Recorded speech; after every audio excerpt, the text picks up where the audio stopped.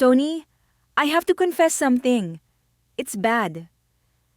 I think I've hit a new low in my journey to social confidence. Oh boy. Welcome to episode 11, everyone. And Erika, you have my full attention. The floor is yours. What happened? Okay, so you know my neighbor Steve? The one who always seems to be in the hallway when I need to leave my apartment? Well, I have this thing I call mailbox anxiety. It's this specific dread that builds up when I know I need to get my mail, and I hear any sign of life in the hallway. Mailbox anxiety. I love that you've named it. I guarantee thousands of our listeners just nodded their heads. The front door feels like a stage curtain, and sometimes you're just not ready to perform. Exactly! So yesterday, I was leaving for work, looked through my peephole, and there he was, shuffling through his mail. And Tony, I literally hid. I didn't just wait a second. I stood frozen behind my door, listening to the crinkle of envelopes for 3 full minutes until I heard his door close. I was late for work just to avoid a potentially 30-second interaction. It feels so pathetic. Erika, thank you for being so honest. That feeling is not pathetic at all. It's a self-preservation instinct. It's the fear of the unknown. You don't know if it's a 10-second hello or a 10-minute deep dive into his cat's dietary needs. So today, we are going to arm you with a toolkit that removes that uncertainty. This is the masterclass for low-stakes neighbor interactions. We're conquering mailboxes, elevators, and hallways. Please, I need a concrete plan.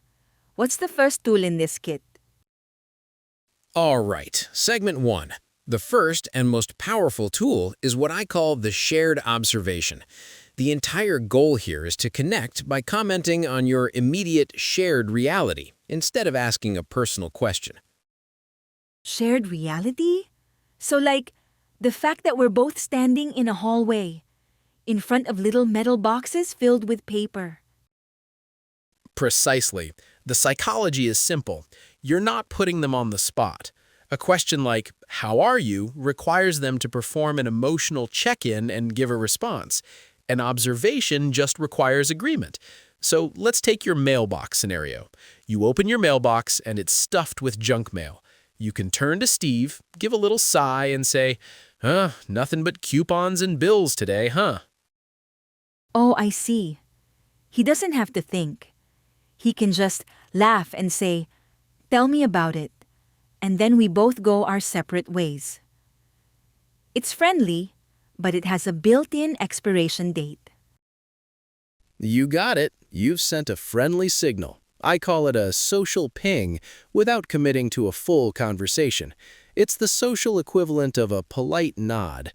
Let's expand this. What are some other shared realities in an apartment building? Let's say you walk into the lobby and they've put up new, very colorful paintings. Okay. I can't say, "Wow, this art is terrible," right? That's a judgment. So an observation would be, "Oh, looks like we have some new artwork in the lobby." Perfect. Neutral, safe. It allows them to respond with either, "Oh yeah, interesting choice," or "I know, I love it." You're just pointing out the obvious. Let's try another. You're in the hallway and you can smell fresh paint. A neighbor walks out. What's your line? I could say, "Smells like they're painting the 3rd floor again." Excellent. It's a shared sensory experience. Okay, harder one. You're heading to the laundry room. Your neighbor is coming out, looking frustrated. You see all the machines are in use. Okay. I wouldn't ask, "What's wrong?" That's too personal. I'd look at the machines and say with a sigh, "Ugh, looks like it's a busy day for laundry. Guess I'll try again later." That is a high-level move, Erika. You validated their feeling without even mentioning it. You created an instant alliance. It's you and your neighbor against the tyranny of fully occupied washing machines. The key in all these scenarios is that you're making a statement, not asking a question. You are giving them an easy, zero-effort way to connect. This is really clicking for me. It lowers the stakes to almost zero. I'm not trying to be their best friend. I'm just acknowledging that we exist in the same space. That's the entire game. And of course, there is one shared observation that works anywhere, anytime, with anyone. It's the ultimate social lubricant, and that is the weather. Which brings us right to our second segment. Okay, I'm ready. My current weather vocabulary is pretty much, it is hot, it is cold, or it is raining. It feels very robotic. And that's a fine start. It's clear and correct. But we want to upgrade you from functional to fluent. It's about adding color and native-sounding texture. Let's start with a really hot day. Instead of "it is hot," you can say, "It's brutal out there, isn't it?" It's brutal out there, isn't it? That feels more dramatic, more connective. The "isn't it" invites them to agree. Exactly. It signals we're suffering through this together. If it's humid, you can add specificity. "Wow, it's so muggy today." Or "the humidity is just oppressive." For dry heat, you can say, "What a scorcher." The key is to match the energy of the word to the reality. Oppressive humidity, a scorcher. Okay, these are great. What about a beautiful sunny day? My go-to is, "it is a nice day." Let's upgrade it. Try, "Can't complain about this weather." It's positive and idiomatic. Another great one is, "Absolutely gorgeous day, isn't it?" If it's been cloudy for a while, you can say, "Finally, we're getting some sun." This one is powerful because it references a shared past of bad weather. That creates an instant history, an instant connection. I love that. Okay, what about cold weather? It's more than just cold. Absolutely. If it's just a little chilly, you might say, "It's a bit nippy out this morning." If it's very cold, "It's freezing out there" is a classic. And if there's wind, you specify that. "That wind is biting today." Or you can offer a piece of shared advice. "Hope you're bundled up." The wind is biting. That's so descriptive. And rain? Rain has levels. Light rain is a drizzle. So you could say, "Just a little drizzle out there." If it's raining hard, you say, "It's really coming down," or "What a downpour."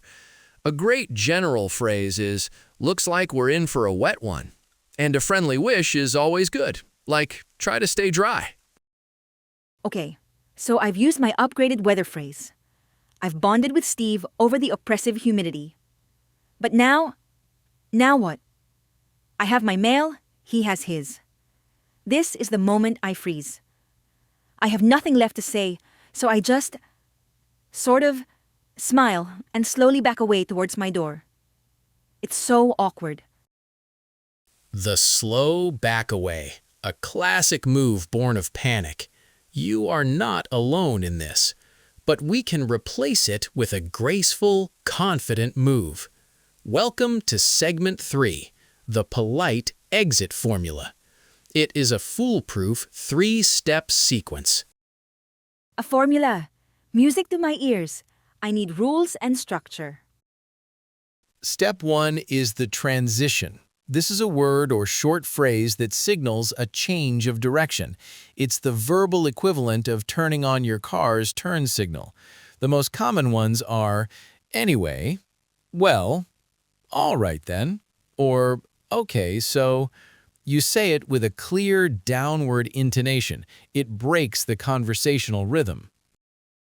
Okay. Anyway, I can feel how that closes the loop. It says, that topic is now finished.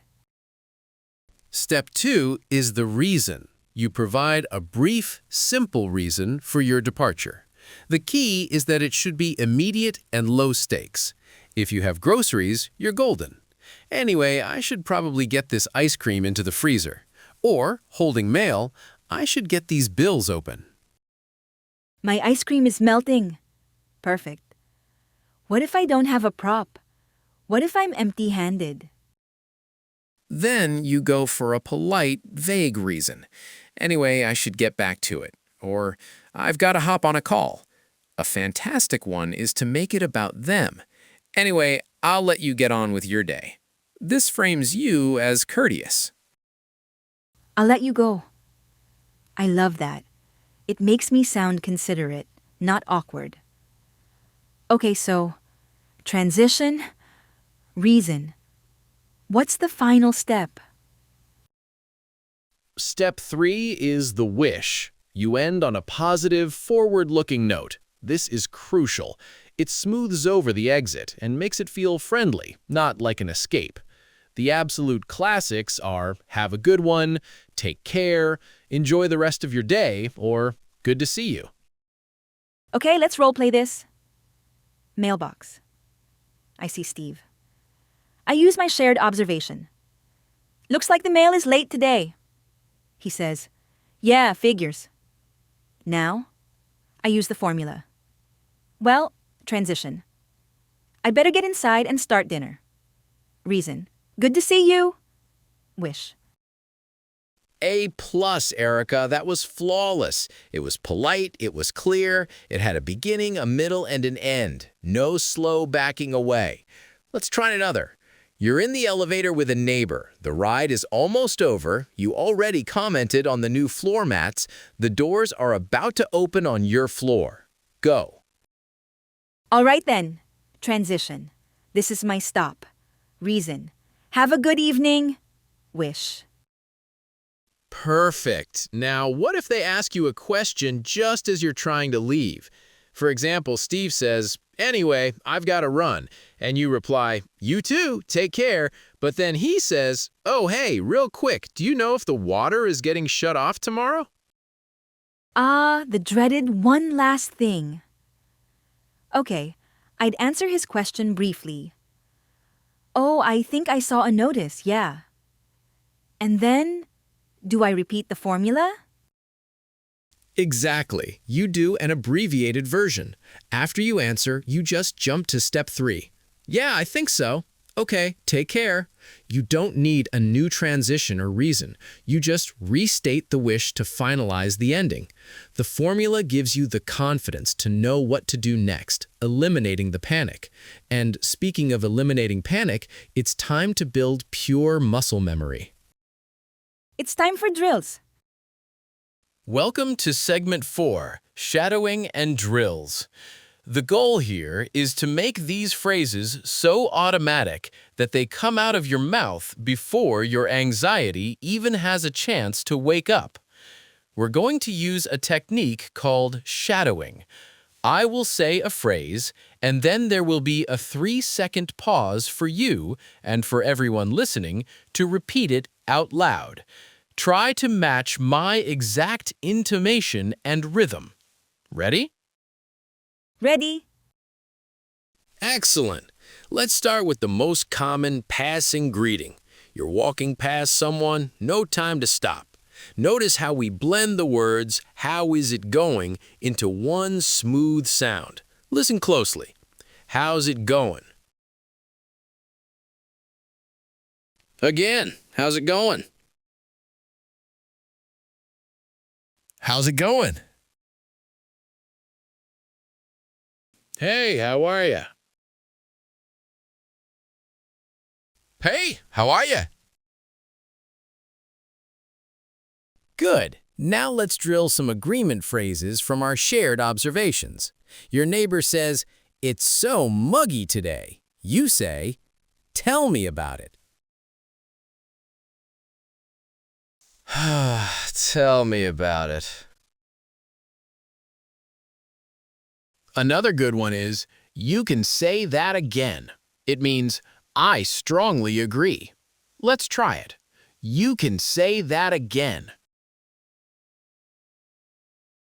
Again. You can say that again. Take care. Take care. One more. Take care. Now for the other classic, have a good one. Notice the main stress is on the word good. This makes it sound positive. Have a good one. Again. Have a good one. Last time, have a good one. I can really feel how repeating it helps. It's like my mouth is learning a new shape, a new habit. It feels less foreign each time. That's the goal. We're carving a new neural pathway. So for our final drill, let's put it all together into a mini dialogue. I'll play both parts and you shadow the whole thing. Ready? Hey, how's it going? Not bad. What a scorcher today. You can say that again. Anyway, I gotta run. All right, have a good one. You too. Take care.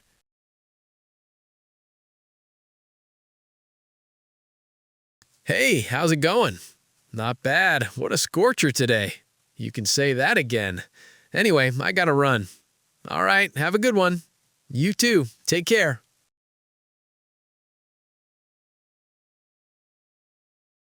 Okay, Tony. I feel armed. I have my shared observation topics, my upgraded weather vocabulary, and my 3-step polite exit formula. No more hiding. This week, I am going to find Steve, and I am going to talk about the mail.